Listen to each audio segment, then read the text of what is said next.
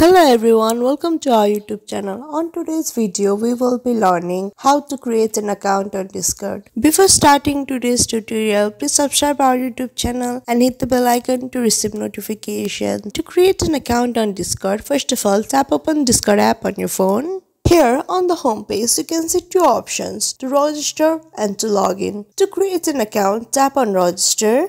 Here, you can either create an account using a phone number or email address. In this video, we will be using our email address to create an account. So tap on email. Now here, type your email address and tap next. Here, you need to type your username and create a new password and tap on next. Now enter a date of birth and tap on create an account option. Now tap on verify, do as instructed.